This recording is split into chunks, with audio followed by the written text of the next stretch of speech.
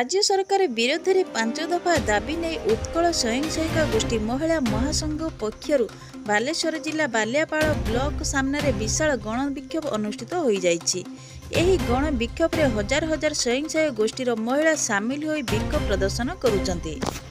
तो जानिबा संपूर्ण अपडेट खबरटी को जानवा हेले भिडियोटी को शेष पर्यंत देखंतु। आम चैनल सह जोड़ी रहा चैनल को सब्सक्राइब करी पाखरे आसुथिबा घंटी चिन्ह को दबाई दियंतु, जहा फल रे एई भली लेटेस्ट अपडेट आपण माने सर्वप्रथमे पाई परिबे। 5 दफा दाबी नहीं उत्कल स्वयं सहायक गोष्ठी महिला महासंघ पक्षर बालेश्वर जिला बालियापाड़ ब्लॉक सामने विशाल गण विक्षोभ अनुष्ठित हो जाइछि।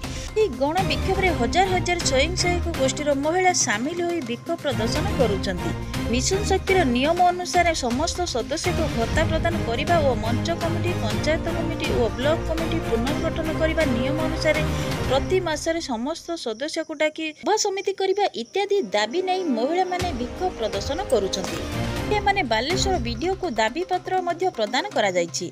सरकार दाबी पूरण करने दिगरे संग्राम जारी रहिबो। संघ पक्षर चेतावना दिया जाइछि। गुड़िक होउछि 2 वर्षिया मंच गठन करने कथा। प्रथम दाबी है समस्त एसएचजी माँ मान को भत्ता प्रदान करा जाऊ। द्वितीय दाबी है मिशन शक्तिर पुनर्गठन करा जाऊ। तृतीय दाबी है मिशन शक्तिर मनमुखी शासन को बंद करा जाऊ।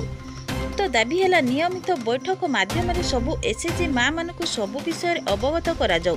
पंचम दाबी है पूर्व भली जेमिति सीडीपी और सार मिशन शक्तिर दायित्व संभाळुथिले तांको दायित्व भार दिया जाऊ।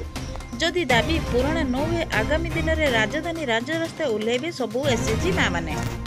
भिडियोटी भल लगी भिडियो गोटे लाइक करंतु, कमेंट करंतु, शेयर कर समस्त को जणातु।